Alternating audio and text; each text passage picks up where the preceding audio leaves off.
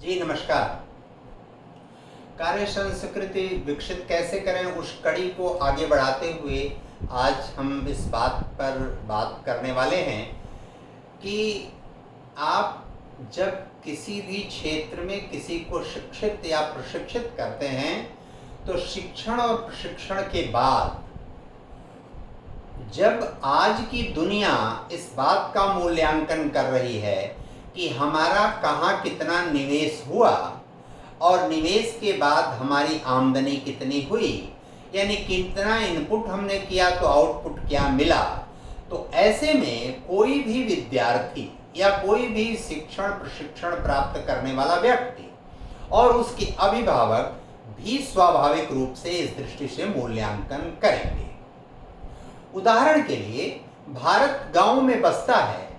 और गांव में रहने वाले लोगों पर भारत की अर्थव्यवस्था बहुतायत निर्भर करती है और निर्भर इसलिए भी करती है कि 140 करोड़ का देश है, खाएगा कहां से? गांव से। और उस खाने का संसाधन, खाने की जो चीजें हैं वो गांव से आएंगी। गांव में रहने वाले लोगों पर देश निर्भर करता है और उस निर्भरता के कारण गांव में इन सब चीजों की सेवा की जरूरत भी होती है, जैसे शिक्षा की, जैसे चिकित्सा की, जैसे तकनीकी की, प्रविधि की, सड़क की, परिवहन की, संचार की, पेयजल की, इस सब की आवश्यकता गांव में भी बहुतायत पड़ती है। उदाहरण के लिए भारत में यदि कोई डॉक्टर उसने एमबीबीएस और एमडी की पढ़ाई करने में 8-10 साल का समय लगाया और उसमें उसका 3-4-5 करोड़ रुपया खर्च हुआ,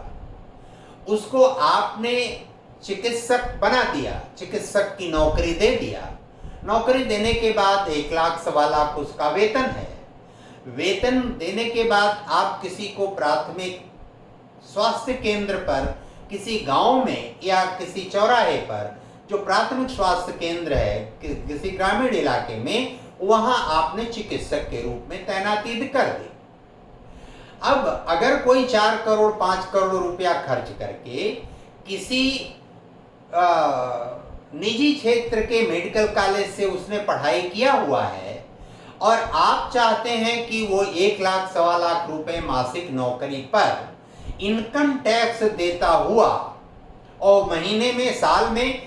1.5 से 2 महीने उसको इनकम टैक्स में ही वेतन वो भी दे देना है, देने वाला व्यक्ति, और अपना उसका जो अलग से रहने का व्यय है उस पर, इसका मतलब है कि वर्ष में उसके पास 8-9 लाख रुपए आते हैं और 8-9 लाख रुपए आने का आशय है कि वह 5 करोड़ रुपया प्राप्त करने के लिए निःशुल्क अगर 9 से 10 वर्ष सेवा करता है तो उसके अभिभावक का, उसके द्वारा यदि लोन लिया गया है या अपनी कोई चल अचल संपत्ति गिरवी रखी गई है, बेची गई है, तो उसकी भरपाई कर सकता है। उस दौरान अगर उसकी गृहस्थी है, उसके बच्चे हैं, उसके परिवार हैं, बूढ़े माँ बाप हैं, तो उनकी सेवा शुश्रूषा और देखभाल में वो कोई योगदान नहीं कर सकता। और फिर आप अपेक्षा करते हैं कि उससे कार्य संस्कृति विकसित हो। यह कितना हास्यास्पद है। यह किसी भी क्षेत्र में यह बात लागू होती है। मेडिकल में चूंकि फीस बहुत लगती है, उदाहरण इसलिए है, लेकिन बाकी क्षेत्रों में भी जहां इंजीनियरिंग की पढ़ाई है, उच्च शिक्षा में पढ़ाई का जो वातावरण है, या जो अन्य प्रौद्योगिकी के क्षेत्र में जो डिग्री लोग लेते हैं, वहां क्या परिस्थिति है, कैसे उस फीस कापी किताब की वो व्यवस्था 5, 7, 8, 10 वर्ष तक करते हैं और उसकी भरपाई कैसे करेंगे, यह महत्वपूर्ण चिंता का विषय है। सत्ता, कार्य करने वाले लोग और जनमानस, इन तीनों के बीच जो साहचर्य और समन्वय का वातावरण है, वह साहचर्य और समन्वय का वातावरण भारत में, मान लीजिए कोई 10 बड़े उद्योगपति हैं, उन उद्योगपतियों को आप बताइए कि आप देश भर में एक उद्योगपति 20 मेडिकल कॉलेज बनाएगा, या जो मेडिकल कॉलेज हैं उन मेडिकल कॉलेजों को उनको दीजिए कि यहाँ अवस्थापनात्मक सुविधाएं और अन्य व्यवस्थाओं का पूरा संचालन आपको करना है। और उसके लिए अगर उसमें 500 या 800 या 1000 करोड़ रुपया उनका लगता है, तो उनको कहिए कि आपको इनकम टैक्स में हम 1/3 का, 1/4 का या 1/2 का हम रिबेट देंगे, हम सरकारी स्तर पर आपको छूट देंगे, लेकिन आप लोक कल्याणार्थ चैरिटी के लिए यह कार्य करिए, और इस कार्य को करने के लिए आपको नो प्रॉफिट नो लॉस, यानी इनपुट आउटपुट यदि बराबर होता है तब भी आपको यह कार्य करना है। सरकार बाकी चीजों में आपको विविध प्रकार के सहयोग प्रदान करेगी। और फीस का स्ट्रक्चर, चाहे वो सरकारी संस्थान हो या निजी संस्थान हो, फीस का जो स्ट्रक्चर है उसमें बहुत ज्यादा अंतर नहीं आना चाहिए। एक जगह की फीस 2 लाख रुपए है, एक जगह की फीस 50 लाख रुपए है, और इस नाते दोनों के बीच का जो गैप है 2 लाख एक जगह है, दूसरी जगह 4 लाख 5 लाख हो तो चलेगा।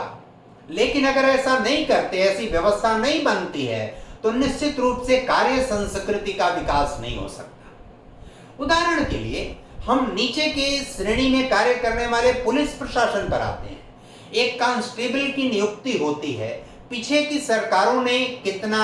फूहड़ व्यवस्था किया। उन सरकारों में एक कांस्टेबल की नियुक्ति में 4 लाख 5 लाख 3 लाख रुपए उसने घूस दिया, और जो घूस दिया अब वो 25-30 हजार रुपए की नौकरी करने आया। 25-30 हजार रुपए की नौकरी करने के लिए जब भी नौकरी वो ज्वाइन करेगा तो उसका पहला लक्ष्य क्या होगा? पहला लक्ष्य ये होगा कि कैसे हम उस 5 लाख की भरपाई करें, और उस भरपाई करने के लिए साल 2 साल 4 साल जो काम करता है वो फिर जीवन भर उसकी वही आदत बन जाती है। किसी भी क्षेत्र में जब हम किसी को उसके अनुरूप वातावरण और परिस्थिति नहीं उपलब्ध कराएंगे, तब तक हम कार्य संस्कृति का विकास नहीं कर सकते। किसी भी क्षेत्र में, चाहे लोक सेवा आयोग हो, चाहे कोई भी आयोग हो, चाहे कोई छोटी नौकरी हो या बड़ी नौकरी हो, कुलपतियों की नियुक्ति हो, विश्वविद्यालयों में अध्यापकों कर्मचारियों की नियुक्ति हो, इस तरह की अगर परिस्थिति कहीं भी होगी, और जैसा कि बहुतायत सुनने में भी आता है, बहुत जगह से प्रमाण भी इसके उपलब्ध हैं कि किस प्रकार की गतिविधियां आजकल चल रही हैं। किसी नौकरी पाने या कोई कार्य या उत्तरदायित्व, यानी दायित्व और उत्तरदायित्व, यानी कि ड्यूटी और रिस्पांसिबिलिटी पाने के लिए किसी ने अगर 25-50, एक तो शिक्षा ग्रहण करने में उसने जो निवेश किया, फिर वो कार्य और उत्तरदायित्व पाने के लिए अगर उसने 20, 25, 40, 50 लाख रुपए खर्च किए, तो फिर वह जो कार्य करने जाएगा वह कार्य क्या करेगा, योगदान क्या करेगा, डिलीवरी लेवल उसका क्या होगा, परिणाम क्या देगा सरकार के लिए, लोक के लिए, जनमानस के लिए, किसी के लिए वो अपना कंट्रीब्यूशन क्या करेगा, यह बड़ा सोचनीय और विचारणीय प्रश्न है। और कार्य संस्कृत चाबुक से या डंडे की नोक पर उससे आप उससे कार्य संस्कृत विकसित नहीं करवा सकते। चाहे कुछ भी कर लें, वो कार्य संस्कृत विकसित नहीं होगी। दिखावे के लिए खाना पूर्ति या कागजी कार्रवाई तो हो सकती है, लेकिन वास्तविक स्तर पर कोई चीज घटित नहीं हो सकती। देश के आजाद होने के बाद से लेकर आज तक जो इस प्रकार का वातावरण बना, जिनको भी कोई भी कार्य या उत्तरदायित्व दिया गया, जब तक उनको कार्य और उत्तरदायित्व देने वाले व्यक्ति का कार्य से पहले का मूल्यांकन और कार्य देने के बाद का मूल्यांकन जब हम करेंगे, तो इन आधारभूत चीजों का हमको विशेष रूप से ध्यान रखना होगा। अगर हम नहीं रखेंगे तो निश्चित रूप से चाहे हम ऑनलाइन हाजिरी लगा लें या कुछ भी कर लें, हम वह परिणाम हासिल नहीं कर सकते। और इसलिए भी नहीं कर सकते कि जो high school, intermediate, graduation, post graduation चारों फर्स्ट क्लास पास किया, उसने पीएचडी की, नेट या जेआरएफ की परीक्षा उत्तीर्ण किया, लेकिन उसको उचित अवसर या स्थान नहीं प्राप्त हुआ, तो उसने निश्चित रूप से एक अच्छे परिवार का होगा तो इतनी डिग्री हासिल किया, और डिग्री हासिल करने के बाद उसको पुरुष है या महिला है तो और संकट है, फिर उसको आपने प्राथमिक विद्यालय की उसको नौकरी मिल गई। अब वो नौकरी मिल गई तो उस नौकरी के लिए, नौकरी को चलाने के लिए अपना अब तक किया गया निवेश, अब तक अपना जो भी पढ़ाई लिखाई में उसका श्रम लगा है, जो घर के लोगों ने त्याग तपस्या किया है, इन सब का जब आप मूल्यांकन करेंगे तो कार्य संस्कृति विकसित करने के सटीक और योग्य उपाय आपको तलाशना पड़ेगा। तभी सरकार का, सत्ता का, कार्य करने वाले लोगों का, यानी दायित्व और उत्तरदायित्व में लगे हुए लोगों का और सामान्य जनमानस के बीच की खाई पटेगी, एक सुंदर सौहार्दपूर्ण वातावरण का निर्माण होगा। यदि हम ऐसा नहीं कर पाते हैं तो निश्चित रूप से आने वाला समय जो परिणाम देगा, जो विसंगति आएगी, कुंठा, हताशा, निराशा का वातावरण जो फैलेगा, उससे कभी कोई किसी को रोक नहीं पाएगा और अंततः परिणाम जो आना है वो परिणाम आएगा। इसलिए हमारा अनुरोध है, जो भी इन सब बातों को ठीक से समझ सकते हैं, विचार कर सकते हैं, चिंतन कर सकते हैं, उसको यह ध्यान रखना होगा। और जो समाज है, जो देश है, जो राष्ट्र है या राज्य है, वह उसका आधारभूत संरचना परिवार है। चाहे वो एकल परिवार हो, चाहे संयुक्त परिवार हो, चाहे छोटा परिवार हो, चाहे बड़ा परिवार हो, चाहे एकल परिवार ही क्यों न हो, व्यक्ति का ही परिवार क्यों न हो, जो समाज को समझता है, समाज के संबंध को समझता है, माता पिता के संबंध को, पुत्र पिता का संबंध, पुत्र माता का संबंध, बेटा बेटी का संबंध, भाई बहन का संबंध, पति पत्नी का संबंध, इस तरह के साहचर्य और संबंधों का मूल्य जो समझता है, उसका मूल्यांकन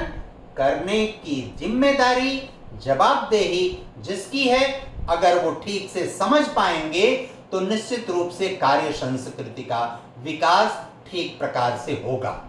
इन विसंगतियों को दूर करने के लिए शिक्षा में आमूलचूल परिवर्तन, दूरगामी दृष्टिकोण और मनुष्य के भावनात्मक चीजों का मूल्यांकन बहुत आवश्यक होगा। धन्यवाद, नमस्कार।